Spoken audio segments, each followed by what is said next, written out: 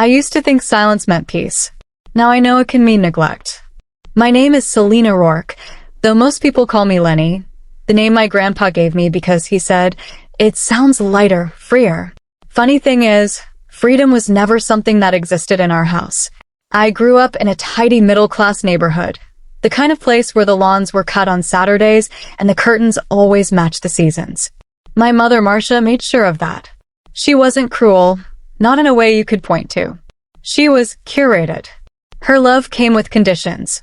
A good report card, a perfect outfit, a smile that fit into the picture she wanted to post. My father, Philip, was quieter. A man who lived life the way some people watch TV, present, but never really involved. He worked long hours at a small accounting firm and came home tired. When my mother complained, he nodded. When I succeeded, he smiled faintly and said, "That's good, honey," then went back to reading the paper. Our home wasn't violent or chaotic. It was just hollow. The kind of emptiness that doesn't echo because everyone's too polite to make noise. The only person who really saw me was Grandpa Elias, my mother's father. He was a retired literature teacher who smelled faintly of coffee and old books. His tiny house was the opposite of my mother's pristine world, cluttered, cozy, alive. He had this way of listening, really listening, like every word I said was worth keeping. When I was a kid, I'd sit at his desk while he graded old papers, doodling on scraps of parchment. He'd look over and say, "You've got grit, Leni. It's better than talent. Talent fades when life gets hard. Grit doesn't." At the time, I didn't understand how much that would matter. By 18, I'd become a shadow in my own family. My brother had moved out years ago to find himself, which really meant mooching off friends in different cities. My mother spent most days at the salon or gossiping with her ladies' circle, and my father lived in a permanent fog of tiredness. When my college acceptance letter came, it felt like oxygen. A full scholarship, the one thing they couldn't take credit for. I remember showing my parents at the dinner table. Marcia barely looked up from her phone. "That's nice, dear. What's the school again?" "Ravenswood University," I said quietly. "Oh," she said, frowning slightly. "That's far.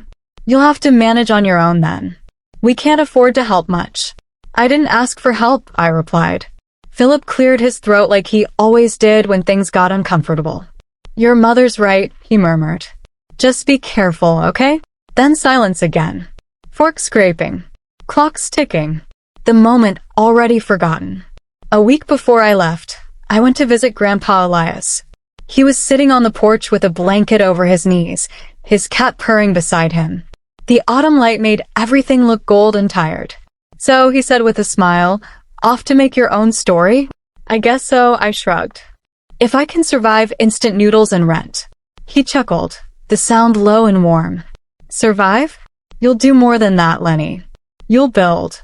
Then he reached into his pocket and pulled out a small, worn box.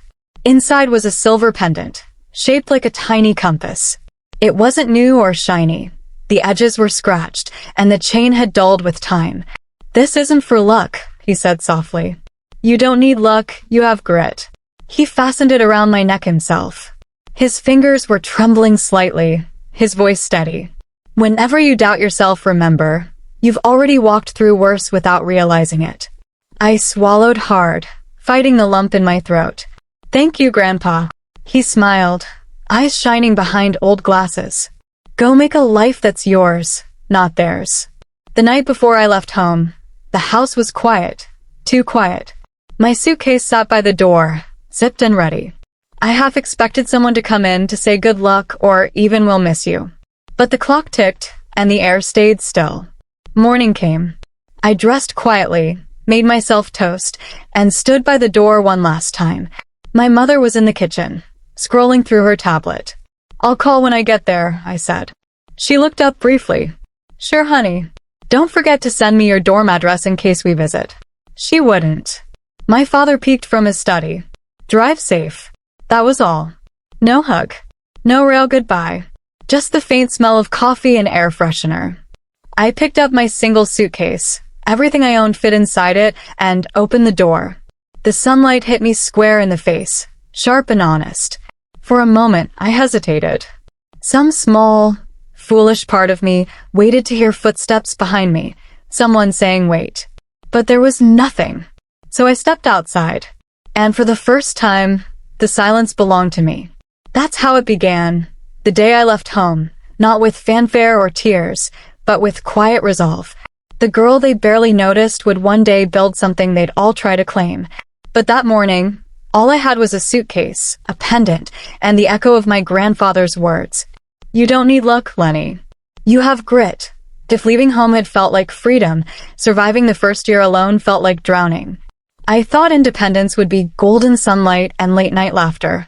Instead, it was black coffee at dawn and aching feet by midnight. The first apartment I found was barely an apartment. Just a single room above a laundromat, with a leaking faucet and paper-thin walls. The rent was cheap, the air smelled faintly of detergent and steam, and the heater made a noise like a dying animal. But it was mine. The first week, I pinned Grandpa Elias's pendant to the wall above my tiny desk. I told myself it was my good luck charm, even though he'd said I didn't need luck. Sometimes I'd touch it before leaving for my shifts, the metal cool and grounding against my skin. I worked mornings at a cafe called Hollow Grounds, a place that smelled like burnt espresso and cheap pastries. My uniform was a wrinkled apron, my hands constantly sticky with syrup and milk foam. The regulars were kind enough. Students, professors, the occasional writer who stared too long at their laptop. But the job was relentless. My manager, a brisk woman named Clara, believed exhaustion built character. By afternoon, I'd barely have time to eat before heading to my night tutoring job at the community center. It paid little, but it felt meaningful. I taught middle schoolers basic English and algebra. Some of them were bright and hungry for praise. Others came only because their parents made them. I used to watch them leave in groups, laughing together, and feel something tight twist inside my chest. I missed belonging to someone. To anyone. Each week, without fail, Grandpa Elias would call. His voice came through my cheap phone like warmth through static. How's my favorite scholar? He'd ask. Tired, I'd say honestly. He'd laugh softly. Tired means you're doing something. Just don't let tired turn into bitter. Then he'd always slip in one of his sayings, his tiny pieces of wisdom disguised as casual talk. One evening, I told him how my cafe manager yelled because I mixed up 2 latte orders. My throat had burned the whole day after trying not to cry. He paused for a moment and said, "Money is loud, but character whispers, Leni. Don't let the world make you hard." That line stuck to me like a song. Every time a customer snapped their fingers at me or a student rolled their eyes, I heard his voice in the back of my mind, calm and certain. But grit has a price. By winter, I was running on fumes. My grades started slipping, and my immune system gave up. I'd wake up dizzy, my body aching from standing too long. One night after closing the cafe, I fainted in the back room. I woke up with Clara's irritated face hovering above me. "You need rest," she said, though her tone made it sound like an accusation. "I'll be fine," I whispered. I wasn't. For a week, I lived on soup packets and painkillers. No one visited. My classmates went to parties and weekend trips. I went to work and back to my damp little room.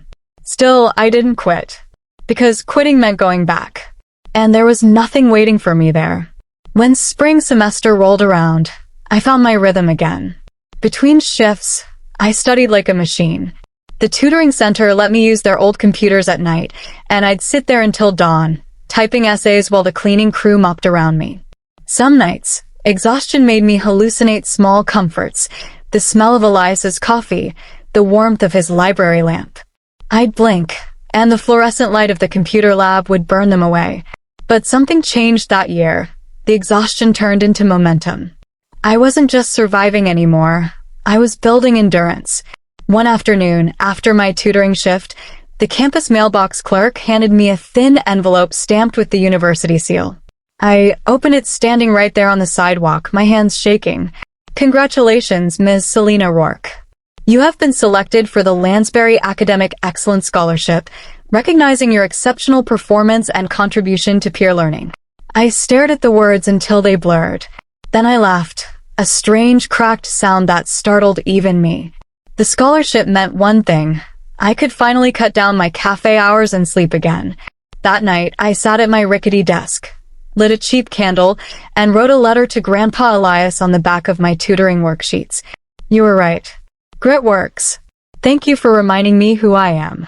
I added a doodle of a coffee cup with wings and mailed it the next day. A week later, my phone rang. Got your letter, he said, voice smiling. I did it, Grandpa. I actually did it. I knew you would.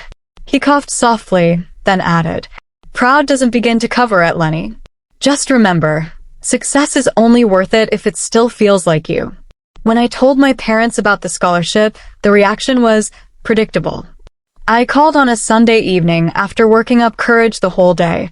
Marcia picked up, distracted as always. Hi, Mom. I got a scholarship. They said it's based on my grades and volunteer hours. That's nice, dear, she said, her voice bright but hollow. Oh, hold on, your father's watching something. I waited, hearing the TV laugh track in the background. Philip came on, sounding half asleep. Good job, kiddo. And then, so does that mean you can visit soon? I don't think I can afford the trip yet. Oh, he said. Maybe next year. They hung up after 3 minutes. I sat there for a long time staring at my phone screen, the silence louder than any argument could have been. Then I touched the silver pendant resting against my collarbone. Elias's words echoed quietly. Money is loud, but character whispers. That night, I realized something. The world doesn't hand out applause for resilience. It just watches to see if you'll fall. And I didn't. Not then, not yet. I went back to my desk, opened my laptop, and kept working, the hum of the laundromat below mixing with the faint whisper of my grandfather's voice in my mind. By the end of that year, I had 2 things that no one could take. A small savings account and a belief that I could survive anything. I didn't know it yet, but that belief would cost me and save me in the years to come. Graduation day felt unreal. The air smelled of fresh-cut grass, damp mortar from the lecture hall, and the faint perfume of dozens of mothers who had done the same thing I had, dragged their children to milestones that were supposed to define them. I walked across the stage in my black cap and gown, feeling the weight of the fabric and the impossible weight of all the years I had carried on my own. Every step was a small rebellion. Every handshake with professors, a quiet declaration. I made it. I scanned the crowd. My parents arrived late, of course. Marcia swept in with her designer bag swinging, hair perfectly coiffed as if the ceremony existed only for her Instagram feed. Philip followed silently, looking vaguely apologetic, but mostly as if he had forgotten why he was there. They found their friends in the audience, neighbors, distant cousins, acquaintances, and launched into the same proud parent patter they'd rehearsed 1,000 times. That's my daughter, a genius. Can you believe it? Marcia beamed, turning to a woman in pearls. All those late nights she spent studying. Just incredible. I smiled politely at their spectacle. I had to remind myself, this is not about them. This is about me.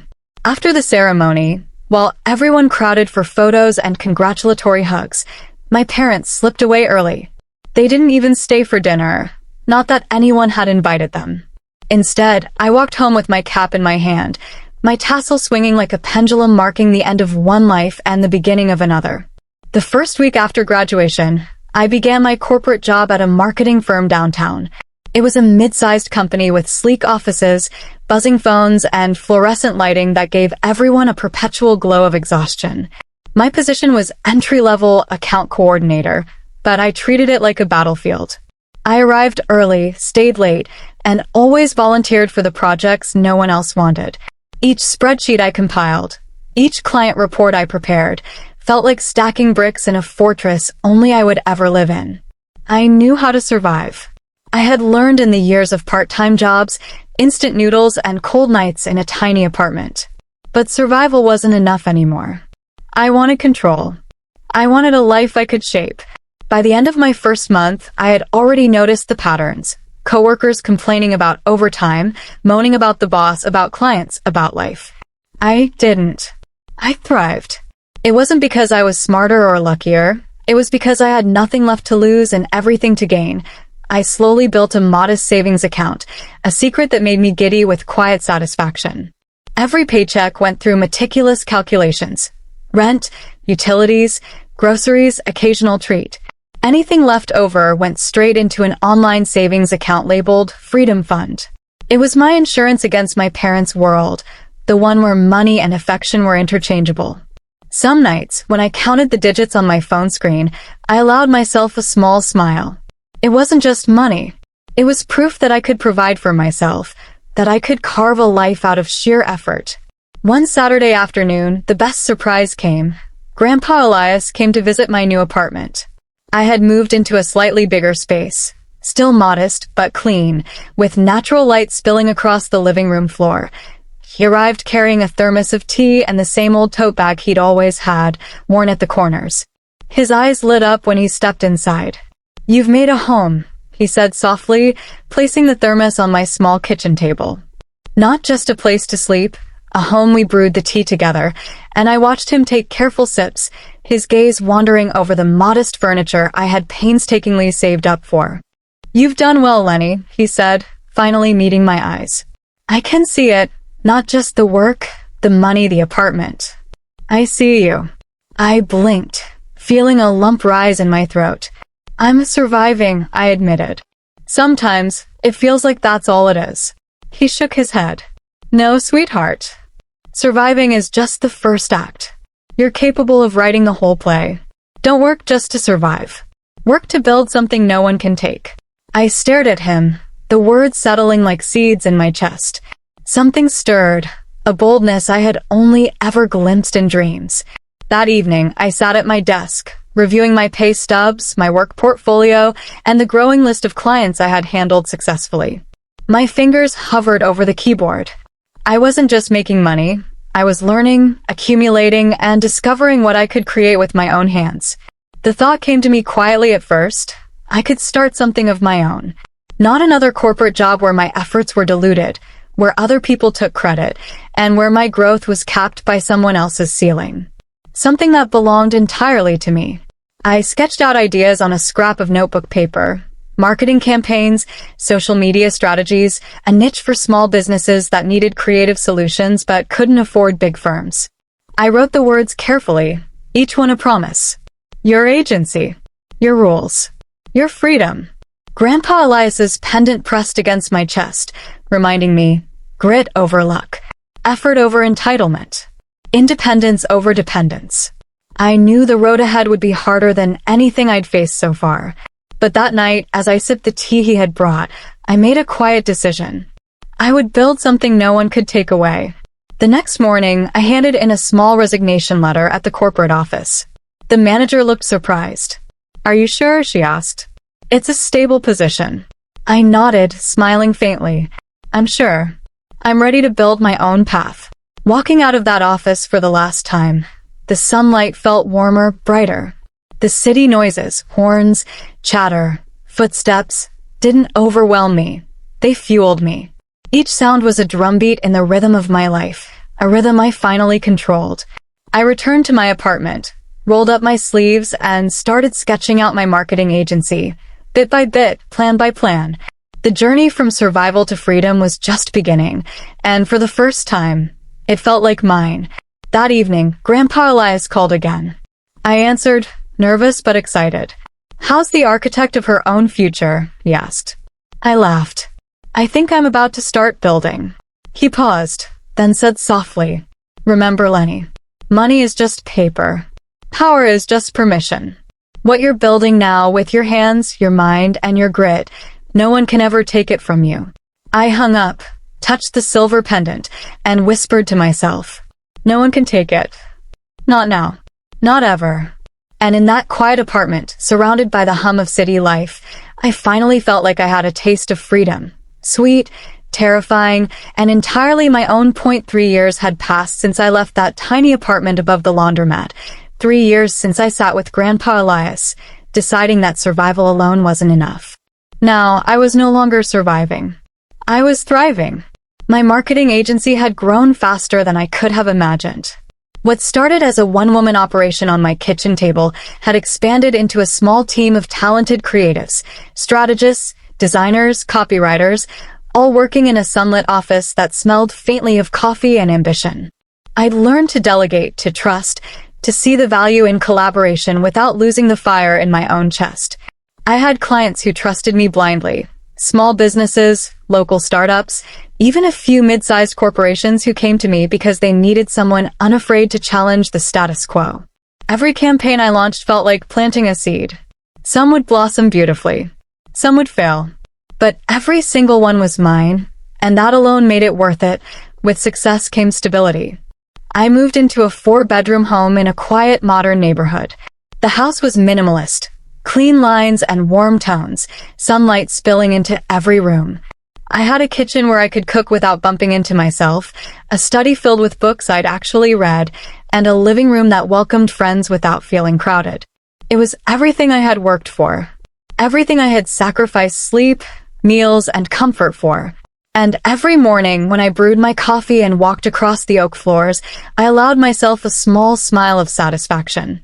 Then, one afternoon, a familiar voice intruded on my peace. My mother.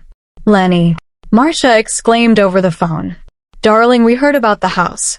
It's just beautiful. We're so proud of our successful daughter." I paused, gripping the phone. For a moment, I allowed myself to bask in it. The words were warm, even a little sweet. The kind of words a young girl dreams of hearing her entire life. "Thank you, Mom," I said cautiously. Philip chimed in, soft but approving. "Yes, Leni. Very impressive. We're glad to see you doing so well." It felt surreal. The same parents who barely glanced at my achievements in the past were suddenly filled with pride, but I didn't question it. Not yet. Pride was easier to hear than indifference. But it didn't stop there. Slowly, the requests began to trickle in. "Leni, your brother's rent is due next month. He's in a bit of a tight spot. Could you help him out? Some cousins are planning a vacation. Could they stay at your house for a week? It would mean so much to them. Family is everything, Leni. You know how important it is to support each other." At first, I complied, naively thinking it was part of being generous. I had enough. I could give.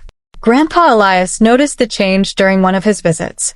He sat in my study, tea steaming gently in front of him, and studied me with those knowing eyes of his. "You've done well, Leni," he said. "But listen carefully. A heart without boundaries will be bleeded dry, even by family." I laughed lightly, brushing it off. "Oh, Grandpa, I'm fine. I enjoy helping them. It's rewarding." He didn't argue. He only shook his head slightly, the worry lines around his eyes deepening. I didn't notice the exploitation beginning, not at first. I was too happy, too proud, too absorbed in the joy of building something that was entirely mine. I bought a new couch, a larger dining table, and some art for the walls. Little indulgences I allowed myself to celebrate the life I had built. And yes, I even found satisfaction in hosting my family when they visited, the first time in years that our interactions didn't leave me feeling hollow. Marcia commented on the curtains, on the lighting, on the rug placement. Philip complimented my kitchen appliances. They smiled and nodded at the walls I had painted myself. I wanted to believe that all this attention was genuine, that their newfound pride was sincere, that maybe, just maybe, they had finally noticed me. But subtlety has its own ways of creeping in. Requests grew in frequency and expectation. My brother called more often. Asking for money, he insisted he'd pay back soon. Cousins emailed their travel plans before even asking politely. And the phone calls from my parents carried a soft pressure I hadn't felt before, pride mixed with entitlement, admiration laced with expectation. I laughed when Elias warned me. I convinced myself I was being generous, that my joy was my armor. But deep down, a small voice whispered, a voice I chose to ignore. "Be careful. They are testing your boundaries. They will push until you give in completely." And for the first time, I realized that success could be dangerous. Not because it made life harder, but because it made you a target. Yet, even with the subtle signs, I let myself believe it was all harmless. I poured my energy into my company, into the projects that excited me, into the vision I was building. I didn't see that while my focus was on the future, some of the people I had called family were quietly planting seeds of expectation and dependency, slowly staking claims on the life I had carved out with my own hands. Grandpa Elias sat across from me, finishing his tea, watching the sunlight fall on my neatly arranged desk. "Just remember, Leni," he said gently, his voice low, deliberate. "Enjoy your success. Celebrate it. But never forget, a door left open for everyone becomes a house no one respects." I smiled at him, brushed the words off, and replied, "I'm fine, Grandpa. I have it all under control." But as he left that day, leaving the faint scent of old books and tea in the air, I didn't notice the shadow that had already begun to stretch across my doorway. The rise was sweet, intoxicating, blinding, and for the first time in my life, I felt powerful. Too powerful, perhaps, to notice how quickly power attracts those who would take AT first.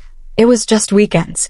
My cousins, my brother, aunts, uncles, they would come by occasionally, stay a night, leave their laundry behind. I didn't mind. Really, I didn't. I told myself I enjoyed it. Family bonding, laughter echoing through my home, stories exchanged over late-night snacks. My heart swelled when I imagined that my home, my sanctuary, was a place where everyone felt welcome. Then the weekends turned into weeks. Weeks turned into months. My house had become a revolving door. The first time I realized just how much I was giving, I came home after a long week of meetings and client pitches to find the kitchen in chaos. Dirty dishes piled in the sink, empty soda cans littered the counters, and the carpet near the fridge was sticky. I sighed, rolled up my sleeves, and started cleaning. In my mind, I told myself, keep the peace. They're family. They'll appreciate it. They didn't. My utilities bills skyrocketed. The water, the electricity, the internet, all of it used as if the house belonged to everyone but me. And the car, my car, disappeared for days at a time. Cousins ran errands in it. My brother borrowed it to meet friends. No one bothered to ask permission. I smiled when I answered the phone, pretending everything was fine. "Yes, come by. The guest room is free," I said, my voice light, my eyes weary. Inside, a storm was brewing. Every unchecked boundary, every kindness turned into expectation, and every expectation became obligation. One particular week pushed me to the edge. I had flown out of town for a client presentation, 3 days in a neighboring city, early mornings, late nights. I trusted my home to my cousins, thinking they'd keep things under control. They didn't. When I returned, I found the front lawn littered with beer bottles. Music still pulsed from the living room. Confetti and streamers covered my pristine floors. The scent of cigarette smoke lingered, sharp and unwelcome. I froze at the threshold, the vision of my carefully curated home now desecrated by thoughtlessness. I wanted to scream, to shout, to demand they leave. But instead, I stood there silently, tears stinging my eyes, and let the door click shut behind me. The house, my sanctuary, had become a motel for entitlement. I retreated to my bedroom and let the tears fall. Big, heavy, exhausted tears that carried months of frustration, loneliness, and anger. The weight of it all crashed over me. I had built a life from nothing, worked myself into exhaustion, and yet here I was, surrounded by people who treated everything I owned like it was theirs by default. I called Grandpa Elias immediately. "Leni," he said, voice warm and steady over the phone. "What's wrong, sweetheart?" I couldn't speak at first. I let the sobs out, the kind of raw, unfiltered grief that had nowhere else to go. They threw a party. My house, it's destroyed. They don't even think about me. There was silence on the other end, the kind that holds wisdom and patience. Then he spoke, softly but firmly. "You're giving them comfort they never earned. Stop calling it love." I blinked, stunned by the truth in his words. "It's not love," he continued. "It's entitlement, Leni. People take what's offered without asking. And you're bending over backwards to let them. You've built a life, and you're giving them the keys without question. That's generosity misnamed as affection." I pressed the phone to my chest, tears still streaming. His words hit harder than any anger, more than any argument could have. It wasn't just my cousins or my brother. It was my parents too, the ones who had subtly trained me to believe that sacrifice was proof of love. "Stop calling it love," he said again, softer this time, as if the words themselves could soothe me. "Love respects boundaries. Love doesn't leave you hollow." I stayed on the phone with him for hours, cleaning and talking at the same time. His voice became a tether, pulling me back from the edge of despair. After that week, something shifted inside me. I stopped pretending everything was fine. I still hosted family occasionally, still helped when I could, but I started to notice patterns. The entitlement, the lack of gratitude, the assumption that my work, my space, and my time were theirs for the taking. And yet, I laughed off Elias's warnings sometimes, the way one laughs at a weather forecast when the sky is blue. I was too happy, too absorbed in the thrill of running my own company, too proud of my hard-earned home, to see the exploitation creeping like a shadow across my happiness. Grandpa Elias came to visit a few days after the party. I expected his usual warm smile, his gentle eyes, but there was something different, a faint weariness behind them, subtle but undeniable. He sat with me in the living room, the familiar smell of tea brewing between us. "You handled it well," he said quietly, gesturing toward the remnants of the confetti and mess I had already tidied. "Better than I would have, maybe. But, Leni," he paused, his eyes scanning mine, "I'm not as strong as I used to be. You'll have to be strong enough for both of us sometimes." I tried to brush off the sadness creeping into his voice. "Grandpa, you're fine. I've got this." He gave a small, sad smile, and I realized his health was beginning to fail. His voice, though still steady, had lost some of its usual vigor. He coughed softly, leaning on his cane, and I felt a pang of helplessness, as if part of my life's anchor was slowly drifting away. "The house, your generosity, it has limits," he said. "Remember, Leni, sometimes peace looks like loneliness at first. Then it starts to feel like freedom." I nodded, not fully understanding. Freedom felt far away, tangled in bills, messes, and exhausted sighs. But his words etched themselves into my mind, quietly, like a promise. That night, I sat alone in my living room, the empty echo of the house pressing against me. I traced my fingers over the edge of the coffee table, imagining what it would be like to lock the doors and let the silence settle in. For the first time, I recognized a truth I had been ignoring. My kindness had been a currency, and while it had built trust and goodwill with clients, it had built dependence and entitlement with my family. Tears came again, not from anger this time, but from clarity. I had been giving everything, space, time, energy, money, to people who had never earned it. And I had called it love. Grandpa Elias fell asleep in his chair that evening, his breathing soft, labored. I sat across from him, tea cooling in my hands, watching him. I realized how precious his presence had always been, how rare it was to be truly seen. And I promised myself something. I would protect my life, my home, and my energy. I wouldn't let love be mistaken for a revolving door. I wouldn't let generosity become a leash. The family motel had revealed the cracks in my boundaries. And I was beginning finally to see them. IT started with a phone call. "Leni, darling," my mother said, voice honeyed, but laced with the faintest edge of accusation. "You're so successful. Why are you being stingy? We raised you better than that." I froze, the words hanging in the air like smoke from a candle I hadn't wanted to light. I opened my mouth to answer, but nothing came out. How could I explain that success didn't obligate me to fund their lives? That freedom didn't come with a clause granting them unlimited access? My father's voice joined hers, soft, tired, rehearsed. "Yes, Leni, we gave you everything. And now, why is it so hard to give back?" The guilt seeped in, slow and insidious. It wasn't just words. It was subtle pressures woven into daily life. Bills for the house started piling up. Utilities, food, maintenance. All of it ballooned as more cousins, more relatives, more family emergencies cropped up. My savings, painstakingly built, carefully guarded, began to shrink. Every month, I'd tally the numbers and feel a pang of panic I refused to admit. And it wasn't just money. It was judgment.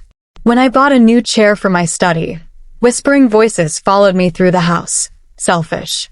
When I treated myself to a massage after a long week of client meetings. Selfish. When I ordered a small bouquet of flowers to brighten my kitchen. Selfish. Their definition of love seemed to come with a price tag, one I could never quite meet. I tried to ignore it. I tried to explain it away to myself as generosity. They're family, Leni. They love you. They just don't know better. But the weight of expectation and the quiet resentment began to erode something in me. I felt stretched thin, fraying at the edges, a rope that had held tight for years but was beginning to fray. It was during one of those moments, when the bills were stacked high and the whispers echoed louder than any conversation, that Amira, my best friend and assistant, noticed. "You look exhausted," she said one evening, stopping by the office unannounced. "You're not okay, are you?" I shook my head, brushing off the concern. "I'm fine. Just a lot on my plate." She crossed her arms, leaning against my desk. Her gaze was sharp, cutting through the walls I had built. "You can't pour from an empty cup, Leni," she said firmly. "Maybe it's time to let them see what it's like when you stop giving." I blinked, startled. The thought had crossed my mind in fleeting moments, but I'd always dismissed it. "I'm family. I can't stop giving." "You mean, let them feel it?" I asked quietly. "Yes," she said, eyes unwavering. "They're taking more than they deserve. You have every right to protect your life, your energy, your success." Her words were a balm and a shock, all at once. I nodded, unsure if I was ready, but I remembered something else, someone else's wisdom that had always guided me. Grandpa Elias's health was declining. He had always been a constant, a grounding force in my life. The pendant he had given me as a child, the weekly calls, his unwavering support, they had shaped who I had become. Now he was frail, his once steady hands trembling slightly as he held his teacup. "Leni," he said one afternoon, his voice weaker than usual, "don't confuse blood with loyalty. Choose peace, not proof." I nodded, but the words cut deeper than any reprimand or lecture ever had. I wanted so badly to argue, to tell him that I was strong enough, that I could handle everything. But the look in his eyes, the love, the fear, the warning, stopped me. Days passed. Weeks passed. And then, one morning, I arrived at my apartment to a call I had dreaded. "Leni," Amira's voice quivered. "Grandpa Elias, he passed away last night." The world tilted. I collapsed onto my living room floor, the pendant in my hand cold against my skin. The grief was sudden, sharp, and unrelenting. I couldn't breathe. I couldn't think. The room spun, and every sound, the hum of the refrigerator, the ticking of the clock, became unbearable. He was gone. The voice that had guided me, the presence that had reminded me who I truly was gone. And yet, even in the depths of my grief, a quiet resolve began to form. I sat there on the floor, tears streaming down my face, clutching the pendant, and whispered to him, "I will honor you. I will not let them take everything from me." The sorrow was heavy, but it carried clarity. I realized something vital. My parents' guilt trips, my cousin's entitlement, my brother's dependence. None of it deserved to dictate my life. None of it deserved my peace. Elias had given me his final lesson. Boundaries were not cruelty. Protecting yourself was not selfish. Love did not require self-erasure. That night, I called Amira, voice trembling but determined. "I can't keep letting them take everything," I said. "I need to. I need to show them what it feels like when I stop giving." She didn't hesitate. "Then do it. Start small but be firm. Protect your life, Leni." That's what he would have wanted. I hung up, staring at the pendant in my palm. Peace, not proof. I realized finally that it wasn't just about grief. It was about survival. And survival meant building a life that could not be bargained with, begged for, or stolen. In the following weeks, I began subtle changes. I stopped answering calls immediately, stopped offering loans, stopped bending over backward to accommodate every request. I redirected my energy to work, to clients, to the home I had built. The whispers started. Selfish, they said under their breath. Ungrateful. And for the first time I didn't care. Because I had learned the truth. The people who truly valued me would stay, and the ones who didn't were only waiting for my absence to realize how much they had taken. Grandpa Elias's passing devastated me, but it also steeled me. The pain became armor. The grief became strategy. I wasn't just mourning him. I was honoring him, living the life he had envisioned for me, strong, independent, and unyielding. I looked around my apartment one evening, the quiet finally settling in. The air smelled faintly of tea and old books, like him. I pressed the silver pendant against my heart and whispered, I will not be drained. I will not be used. I will live. And in that moment, I knew. The next steps I would take were for me, for the life I had earned, and for the peace I had fought so hard to achieve. The guilt trips were only the beginning. And I was ready. It began quietly, almost imperceptibly. A subtle shift in words, in tone, in the life I had so carefully built. I started telling people, my parents first, then a few relatives who called or visited, that business was bad, that clients had left, projects had fallen through. Oh, Leni, we're so sorry. My mother cooed on the phone one morning, her voice laced with faux concern. You've worked so hard. How did this happen? I nodded sympathetically, the truth hidden behind a calm smile. Sometimes it's unpredictable, I murmured. But I'm trying my best. Philip, ever passive, added quietly, we know you'll manage. You always do. The sympathy was thick, almost sweet. And yet, beneath it, a hunger for reassurance lingered. A silent question. Will she give? Will she bail us out? The first week, relatives still arrived at my door as usual. Cousins, my brother, aunts, uncles. They came with luggage, with weekend plans, with the expectation that my home and my resources were theirs by default. But I had already begun to change the rules. I stopped preparing lavish meals. The table no longer groaned with platters and sides, desserts and drinks arranged meticulously for their delight. Instead, I served simple, practical dishes. Pasta, salad, roasted vegetables. Nothing extravagant. Nothing that invited admiration or indulgence. They murmured, subtly, under their breath. Is she being cheap? I don't know why she doesn't do more. I smiled politely and offered seconds. I didn't give in. I cut other luxuries too. The expensive linens were replaced with practical sets, the plush throws and cushions neatly folded away. The scented candles and fresh flowers disappeared from the living room. Little things, unnoticed at first, began to signal a subtle shift. I even borrowed small sums from them. I'm just a bit short on cash this month, I told my father one afternoon as he handed me his card to help with some household expense. I'll return it next month.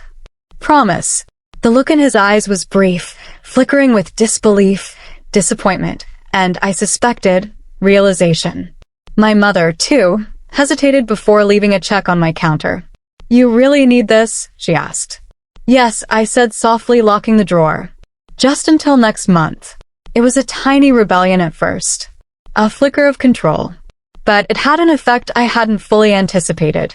They started avoiding me. The first time I noticed the shift, it was subtle. My cousins didn't visit that weekend. The sound of laughter and footsteps that used to echo through the hallways was absent. Phone calls that had once come several times a day dwindled to a single text or none at all. I felt a strange satisfaction. The chaos that had once worn me down, the revolving door of relatives and requests, was slowly dissipating. Silence replaced it. Quiet that I hadn't realized I craved. It became a routine. I maintained a calm exterior, never giving away that I had orchestrated this retreat. When my parents visited, I explained once again that things were tight. The house needed repairs. A project had fallen through. Clients had backed out. Oh, Leni, my mother sighed, clasping her hands together. We'll help however we can. I smiled, accepting their offers silently. But I had no intention of letting them fund me. Not yet. Not at all.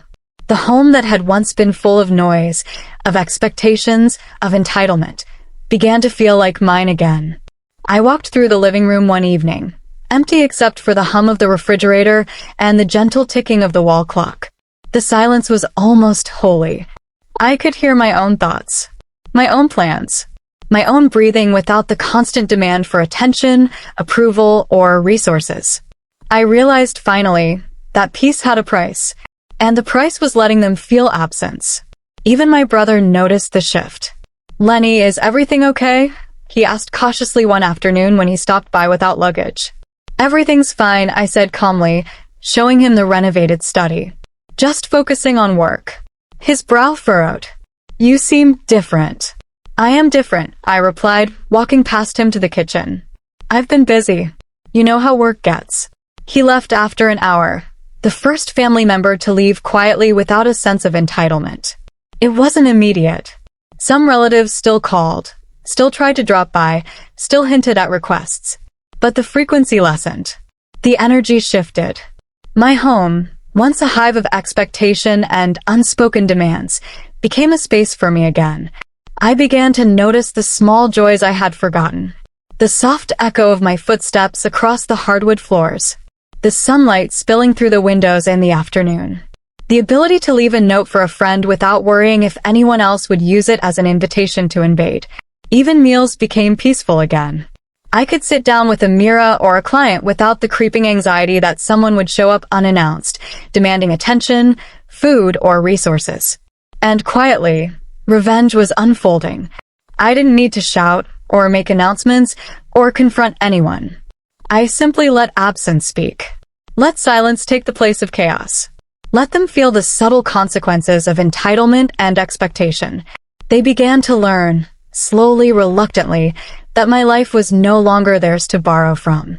I remember one evening sitting alone at my dining table, candlelight flickering gently across the minimalist decor. I sipped my tea and looked around the house, now quiet, now mine again. I allowed myself a small, secret smile. The plan was working. Not out of malice. Not out of anger. But out of necessity. I had built everything with my own hands. Every floorboard, every brick of financial security, every ounce of patience. And I had discovered a truth. Sometimes you have to stop giving to protect the life you've built.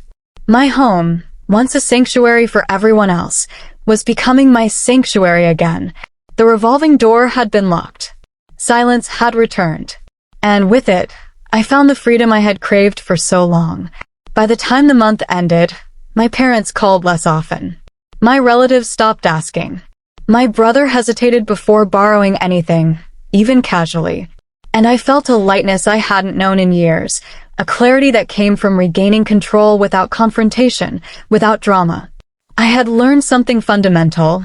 Power doesn't always roar. Sometimes it whispers, quietly reshaping the world around you. And for the first time, I felt it, the taste of peace in a home that was finally mine again. IT was quiet that morning. The kind of quiet that feels deliberate, as if the world itself is holding its breath. I had been waiting for this moment for weeks. The moment when my parents, who had taken so much from me over the years, would finally face the illusion I had carefully built for them. Amira had already arrived early.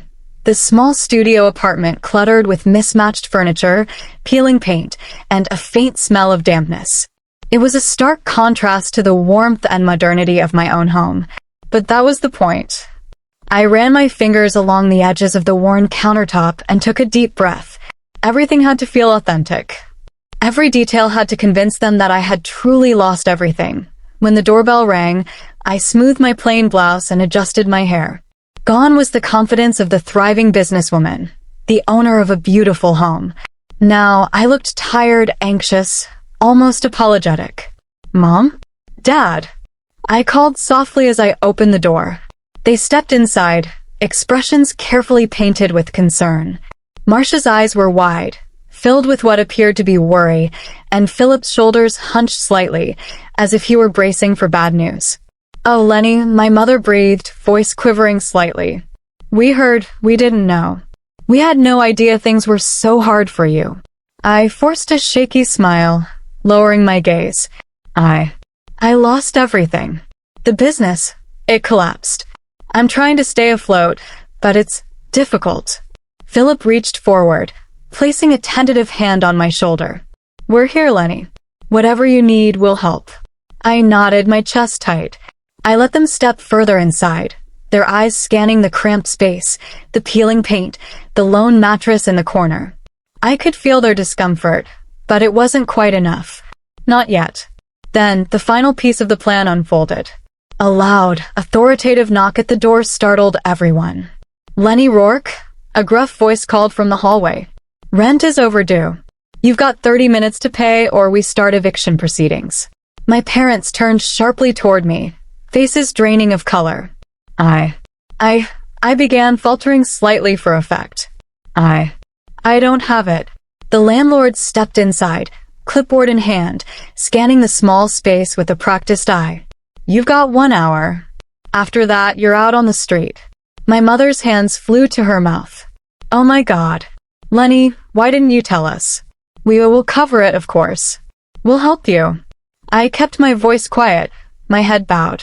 I'm trying to manage it on my own. I don't want to burden anyone. Philip's face was pale. But this isn't what we expected. We thought you were doing well. Marcia's eyes filled with tears, but the slight quiver of frustration, the edge of disbelief, betrayed her true feelings. They weren't just concerned. They were mortified. I stepped back, letting them absorb the scene. The peeling walls, the cluttered space, the stern landlord. Every detail was carefully designed to show them, silently, the reality of my fall. I let a quiet, almost apologetic voice escape my lips. I'm sorry. I tried my best. I thought I could keep everything together, but I guess I overestimated myself.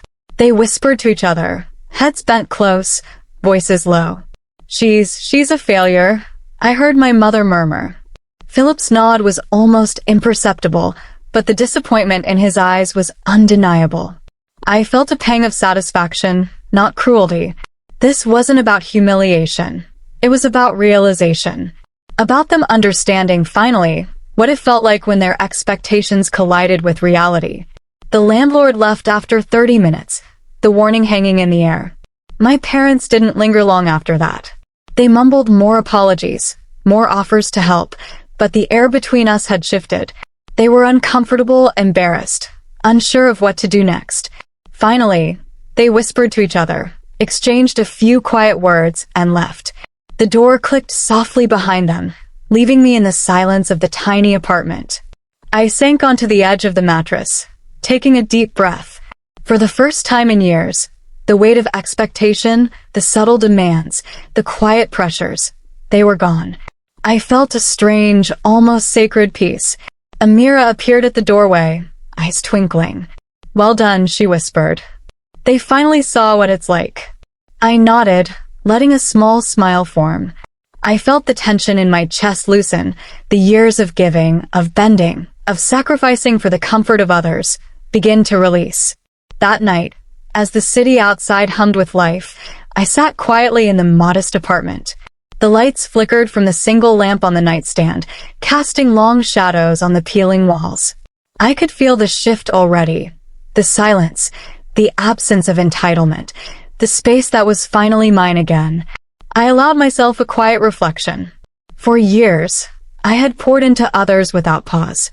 I had sacrificed my energy, my time, my peace. And now, finally, I had reclaimed a measure of control. It wasn't just a test for my parents. It was a test for me. Could I let go of the old patterns, of the guilt, of the expectation that family equaled obedience to their desires? Could I stand firm without apology? The answer was yes. And as I drifted to sleep that night, the weight of the past lifting slightly from my shoulders, I knew one thing with absolute certainty. The final test had been passed. I had turned their concern, their guilt, their assumptions, into a mirror. And for the first time, they saw themselves reflected. Not me. A few weeks had passed since the final test. Since the day I had led my parents into the studio apartment, orchestrated the scene, and allowed them to taste the discomfort of entitlement. I thought they might call, might check in. But they didn't. It was eerily quiet. Then the news traveled. A cousin, one of those who always had a flair for gossip, decided to share the story. She sent a casual text to her circle.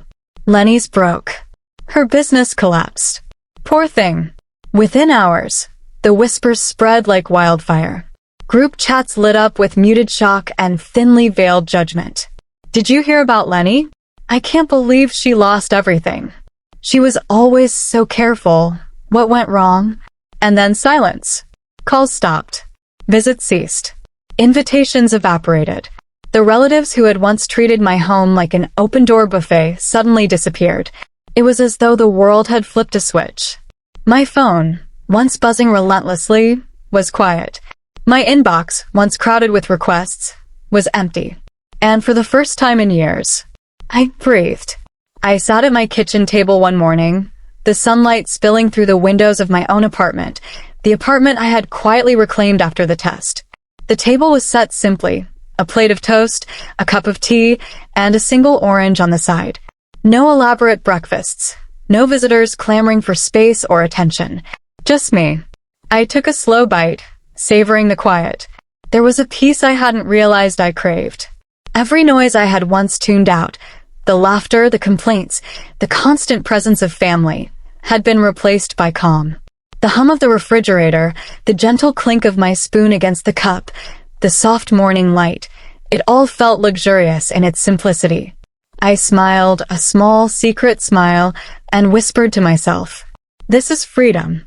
The absence of others did more than provide peace. It created space for growth.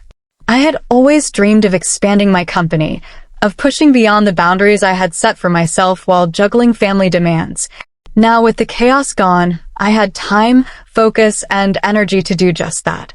I poured myself into work, quietly reaching out to old clients, building new partnerships, and laying the groundwork for fresh projects. The thrill of creativity, the satisfaction of seeing campaigns take off, the simple joy of growth.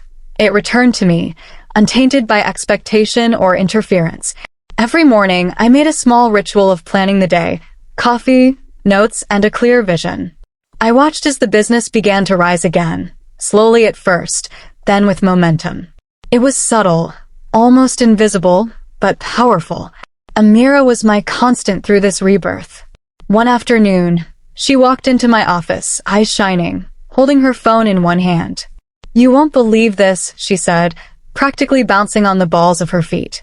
"We've crossed the 1 million mark again." I froze mid-step, staring at her. 1 million. She nodded, a grin spreading across her face. "Clients are signing on left and right. Partnerships are forming. You're back, Leni. Stronger than ever." I laughed, the sound rich and free, unlike the hollow chuckles I had used to maintain peace with family. "Guess going broke was the best investment I ever made," I murmured, a soft chuckle escaping.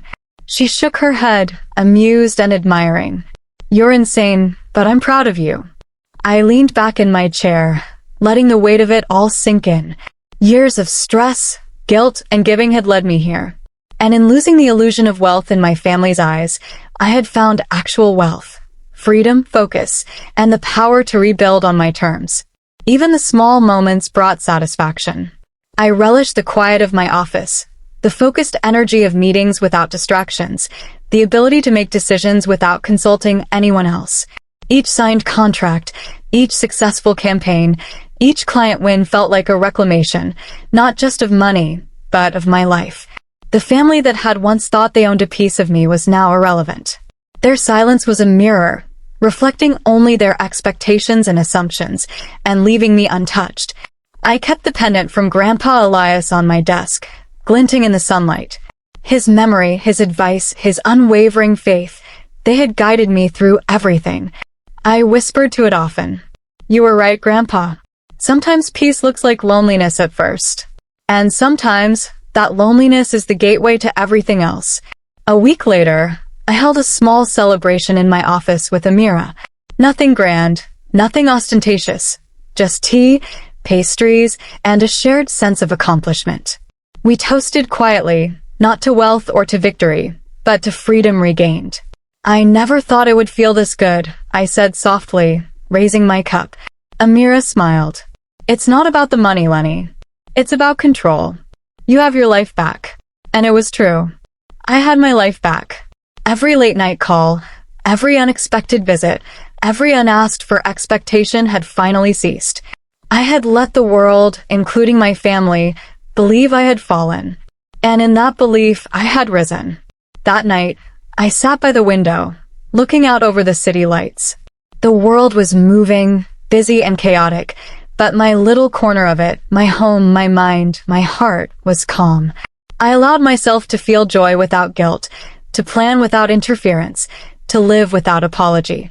The silence was no longer lonely. It was restorative. It was victorious. It was mine. And as I closed my eyes, I smiled, thinking quietly. Guess going broke was the best investment I ever made. It had been 1 year since I quietly rebuilt my life, reclaiming everything that had been chipped away by expectation, entitlement, and unspoken demands. 1 year since I had orchestrated my fall to finally make space for myself, to test the loyalty of those who called themselves family, and to feel the quiet satisfaction of independence without apology. Now, as I drove down the winding country road, the early morning mist clinging to the edges of fields, I felt something I hadn't felt in years, complete, unshakable peace. Ahead of me, nestled in a gentle valley, was my new home, a sprawling countryside property surrounded by rolling green hills and ancient oaks. The sunlight glinted off the windows of the farmhouse, highlighting the warm wood tones and stone accents. It wasn't just a house, it was a sanctuary. My sanctuary. I parked the car and stepped out, letting the crisp air fill my lungs. The faint scent of wildflowers mingled with the earthiness of morning dew. For a moment, I simply stood there, letting the enormity of what I had achieved settle over me. This home wasn't just the culmination of financial success. It was a symbol of the freedom I had fought for, the boundaries I had set, and the peace I had earned. The first thing I did was walk to the small patch of cleared soil near the edge of the property. I had chosen this spot carefully, a place where the sun would bathe it each morning, where it would grow strong and tall over the years, just like the lessons Grandpa Elias had instilled in me. From the trunk of my car, I pulled out a young sapling, its roots wrapped carefully in burlap. I knelt in the damp earth, my hands brushing away soil as I planted it, whispering softly, "You were right, Grandpa. Peace costs less than approval." The wind stirred gently, rustling the leaves of the surrounding trees. I imagined his voice, calm and patient, guiding me still. I imagined him smiling, proud not of the money I had earned or the business I had built, but of the life I had chosen, one that belonged to me and me alone. Tears prickled my eyes, and I allowed them to fall, unashamed. Not from grief, but from release. From gratitude. From the quiet joy of knowing I had finally honored him in the way he deserved. Later that day, I sat on the porch, a cup of tea in my hands, leafing through the latest edition of a national business magazine. My breath caught as I turned the pages and saw myself featured prominently in a spread titled, "Women Entrepreneurs to Watch, The Rise of Selena Rourke." The photo showed me standing confidently in my modern office, the subtle glow of sunlight streaming through the window behind me. The article spoke of my innovative campaigns, my business acumen, and my journey from humble beginnings to a thriving empire. I smiled, sipping my tea, letting the words sink in. The magazine wasn't just a recognition of financial success.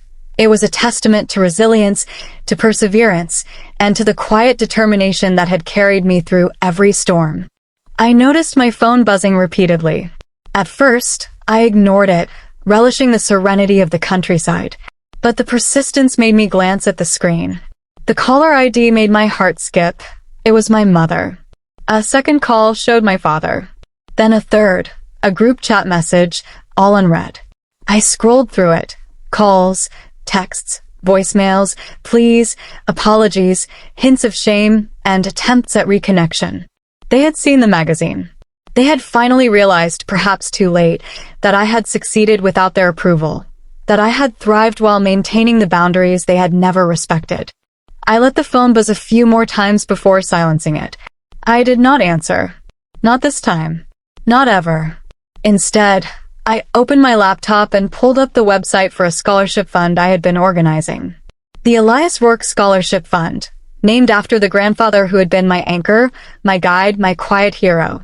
This fund would support students who, like me once, were working part-time through college, balancing jobs and tuition, striving for independence while chasing dreams. I set the initial endowment, ensuring it was substantial enough to make a real difference. As I typed the final details and hit submit, I felt a profound sense of satisfaction. My success was no longer just about me. It was about honoring those who had truly mattered, those who had believed in me without expectation. It was about creating a legacy that would extend beyond family entitlement, beyond shallow praise. In the weeks that followed, Life settled into a rhythm I had long dreamed of. Mornings began with tea on the porch, watching the sun rise over the hills. Afternoons were spent in the greenhouse, tending to plants, planning new business ventures, and occasionally wandering the fields that surrounded my property. Amira remained by my side, a steadfast presence in both business and friendship. Together, we explored expansion opportunities, negotiated contracts, and brainstormed campaigns. Every small victory felt sweeter than before, no longer shadowed by family obligations or guilt. Evenings were quiet. I cooked simple meals for myself, sometimes inviting chosen friends to share in the warmth of the home, laughter filling the spaces that had once echoed with entitlement and chaos. One afternoon, I wandered to the young tree I had planted in Grandpa Elias's memory.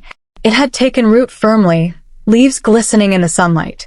I traced the outline of the soil with my fingers, imagining the tree growing taller with each passing year, a living tribute to the man who had taught me that peace was more valuable than approval. "You were right," I whispered again softly, as if speaking into the breeze itself. "Peace costs less than approval. And I finally understand." The realization was profound. I didn't need my parents' validation, my relatives' admiration, or anyone else's approval. Success was not in their acknowledgement, but in my ability to live fully, freely, and on my terms. Months later, the scholarship fund went live. I attended the first award ceremony in the city, watching as young students received funds to continue their education while maintaining part-time jobs. I saw determination in their eyes, the same grit I had once carried, the same perseverance that had guided me through hardship. I spoke briefly, addressing the students. You don't need anyone's permission to succeed. You don't need their approval to follow your path. Work hard, believe in yourself, and protect your peace. That is more valuable than any accolade. The applause was warm, genuine, and heartfelt. For the first time in a long time, I felt surrounded by people who truly celebrated me, not what I could provide. Back at the countryside property that evening, I walked through the rooms of my home, each corner reflecting choices made deliberately, freely, and without compromise. I paused at the large windows overlooking the hills, the sunset painting everything in warm golds and deep greens. My phone remained off the hook. Calls and messages from my parents were ignored, their attempts to reconnect silently rendered impotent. I felt no guilt, no hesitation, only clarity and strength. I poured myself a glass of wine and stepped outside, the breeze carrying the scent of wildflowers and fresh grass. I looked at the tree I had planted, now taller, stronger, leaves shimmering in the last rays of sun. I did it, I whispered, not to anyone in particular, but to the man whose wisdom had guided me all these years. I honored you, Grandpa. I chose peace over approval, and it has been worth everything. The world around me was calm.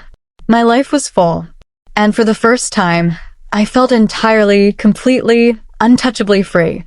I used to think success meant making everyone proud, that my worth was measured by their approval, their expectations, their applause.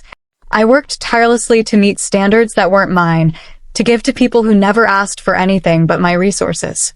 I thought loyalty meant endless sacrifice. I thought love meant giving until it hurt. I believed that keeping everyone happy was the measure of my own success. But I was wrong. I learned the hard way that success isn't about validation or recognition or meeting the endless demands of others. Real success is quiet. It is freedom. It is the ability to live a life that doesn't need defending, to make choices that honor your heart instead of someone else's sense of entitlement. It's about protecting your energy, preserving your peace, and surrounding yourself with people who truly care, not just those who take. I used to think family was defined by blood. I gave, I bent, I compromised, thinking it was my duty. I let myself be drained by guilt, by expectation, by the illusion of love. Now I know that family is not what you're born into. It's who you choose. It's the people who support you, celebrate you, and respect your boundaries without question. It's the friends who stand by you, the mentors who guide you, and the legacy you carry forward in honor of those who truly believed in you. I don't dwell on those who abandoned respect or tried to profit from my hard work. Their silence is no longer painful. It is a quiet affirmation of everything I've built for myself. My life is full, my work meaningful, and my heart peaceful. I honor the memory of Grandpa Elias every day, remembering his words, "Peace costs less than approval." I finally understand them fully. I didn't lose my family. I didn't fail. I simply stopped funding the illusion of one. And in that choice, I found freedom, joy, and the courage to live a life entirely my own. A life where every moment, every achievement, and every quiet sunrise belongs solely to me. For the first time, I am unburdened, unapologetic, and completely, beautifully free.